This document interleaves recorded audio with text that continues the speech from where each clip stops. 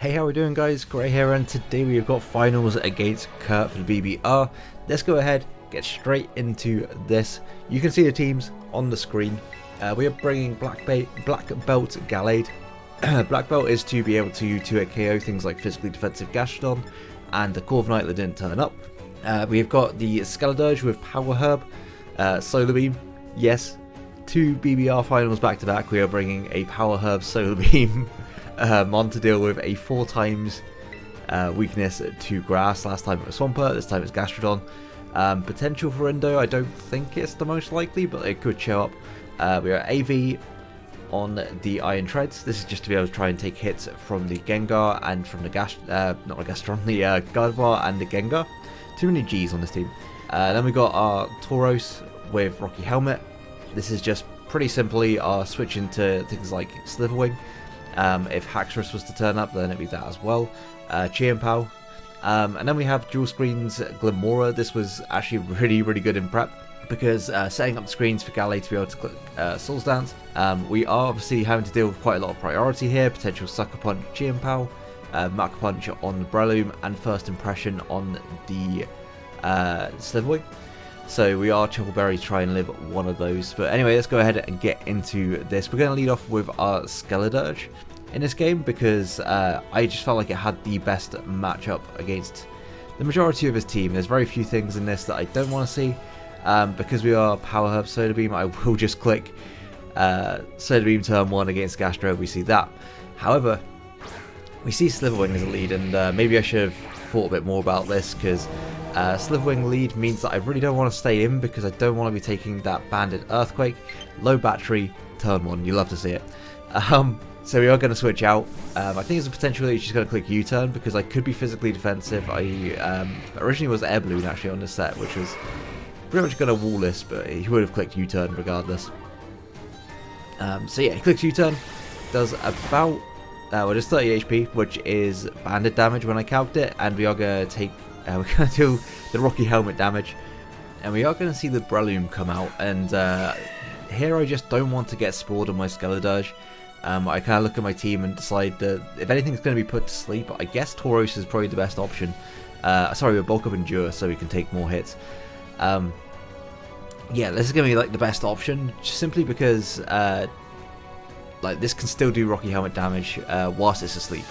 However, he is going to double, expecting me to switch out into SKELEDIRGE, which means we get to close combat this Gastrodon for half of its HP, which is really nice. Really opens up a good few of my mons to be able to kind of just knock it out later. Here I do misplay a little bit. I should have expected him to switch out. There's no reason for him to stay in and take that close combat again. So I should have really gone for either a bulk up or a Raging Ball, I guess. Or I could have switched out, I guess, into maybe Bundle. But I don't know. I think staying in and just clicking Raging Ball was probably my play here. If he stayed in and he clicked Earth Power, that would be unfortunate. But if he's going to click anything, I think he would have clicked Recover. So yeah, we kind of lose a turn here, and now Gengar gets to come in for free. And if he clicks Focus Blast, then we're always in a really bad spot, because we do have the Iron Treads to come in, but Focus Blast still does over half. So yeah, we go into our Treads, and he goes for a Psychic. I guess that's a mid-ground for a SKELEDIRGE one to come in. But we see from that damage that it is not Specs, it is not a boosting item at all, so at this point I'm like almost guaranteed that this is Scarfed. I'm just going to click Knockoff. Knockoff would do a lot of damage, if not knock out this Gengar, and it's always great to knock off items of the mons that potentially want to come in. If I thought about that play a little bit more, then maybe I should have gone for an Iron Head, because the chances of him staying in were a little bit unlikely, and there was nothing really that came in and wanted to take the Iron Head. And we were going to knock off into Volt Switch. We know this is banded, and we're just going to go out into our Tauros, and if he clicks U-turn again, or close combat, he is going to be taking that chip. We obviously don't have recovery, so all chip is permanent on our Tauros, but he does just go for the U-turn. Now that that's not banded, it's really not doing any damage at all. So he's taken even more damage on that Slitherwing, which is going to come in handy later on in the game. And once again, in comes the Breloom, and here I actually think I misplay. Same reason as earlier, I'm going to click Close Combat, not wanting to get spoiled on my SKELEDIRGE, but the fact that I stayed in the first time means that this time I should have switched out. into SKELEDIRGE, and if he put me to sleep, he put me to sleep. Like, it would be incredibly unfortunate, but we would have had a turn at least to wake up.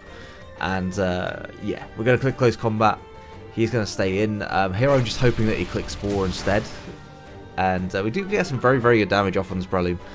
However, in exchange, we are going to take a singular Bullet Seed and go down to the Breloom. So losing our Tauros means we're a little bit more frail, or a little bit weaker to Chi and Pal later in the game. So not ideal. It also means we don't have anything really for Sliverwing.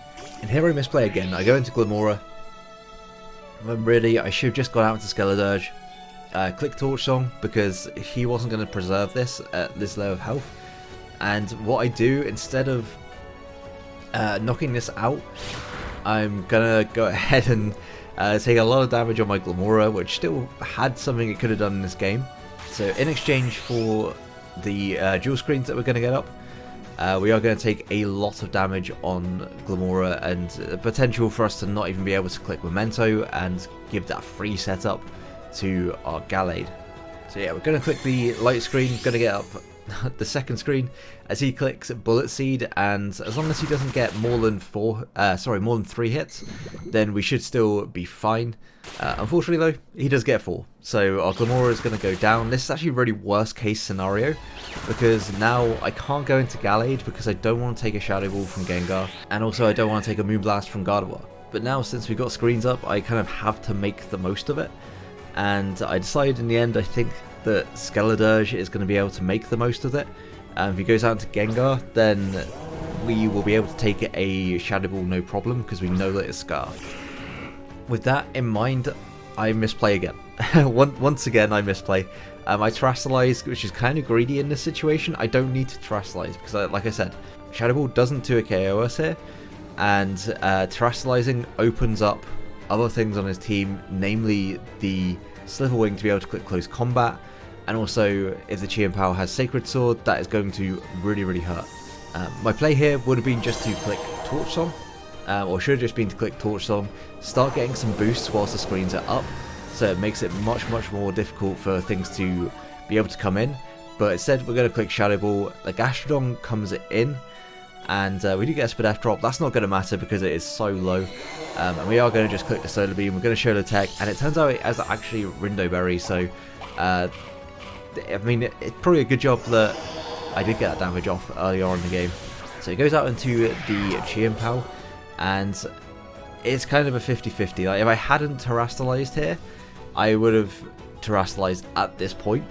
But we're just going to go for the Torch Song, but as he turns out, he is actually Brick Break, and that damage I should have noticed showed Adamant, but not boosting item.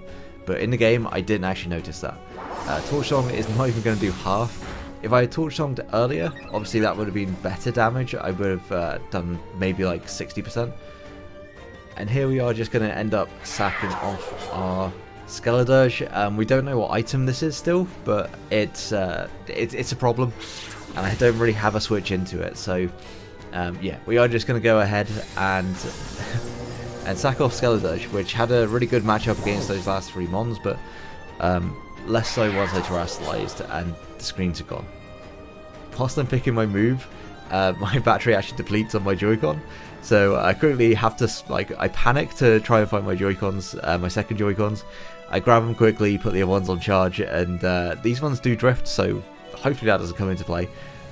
So yeah, Bundle was in because I couldn't really go into Gallade, I couldn't go into Iron Treads, not knowing what his item was. And I thought, if anything, this will be the one thing that scares him out, because I will outspeed him potentially, and Hydro Pump just does just knock him out from here. But instead, he is actually going to be quicker, and he clicks Brick Break, popping our Chopple as we click Sub. Sub I thought was pretty free, because I was going to be able to punish any switches out, and also it puts me in the best position to just be able to click Agility and be able to outspeed everything. But because he stayed in and clicked Brick Break, now we're not going to be able to take the first impression from the Sliverwing. But we are going to be able to hit a Hydro Pump, and we do take out the Chi and Pal, which is a big problem for my team. However, if we can, at any point, click Swords Dance with our Gallade, we are actually in a really, really good spot. Which, if he is to click Focus Blast with his Gengar, that will give us that opportunity. Instead, he goes into his Sliverwing, he's just going to pick us off with his first impression, where if he had still been banded, this would have been the freest Swords Dance of our life with Gallade, but unfortunately it's not going to be the case. He's now going to be able to switch up moves. So yeah, he takes out Bundle with the first impression, and we are just going to go out into Gallade, and we're going to click Swords Dance. It's our only way of potentially being able to pick up some kills here. But the upside is, like, with no Chien-Pao on his team, at this point, he isn't going to be able to just kind of clean up with any one mon. If he had Chien-Pao around, he just clicks Crunch in this instance and probably wins. So we are going to click Swords Dance, and like I say, because he isn't banded, unfortunately we are going to take this massive U-turn, which puts us in first impression range. It's looking like this endgame is probably going to come down to having a bunch of 50-50s, which is a little bit scary, but as long as we make the right plays, there is a chance. It's going to be tough though, we are definitely very much behind. So we're just going to Shadow Sneak the Gengar. It's not Berry, which would have been like the worst case scenario. So Gengar goes down. That was one thing that Treads doesn't have to necessarily worry about. Now it's only got one mon that realistically it needs to worry about. But here comes 50-50 number one. If he clicks Close Combat on this turn with the Sliver Wing, then I just lose. There is no way of me coming back, because he can just switch out and then first impression again later on. However, if he first impressions here, he potentially just wins, because if he is Scarf Focus Blast on his Gardevoir, then that will just take out our Treads.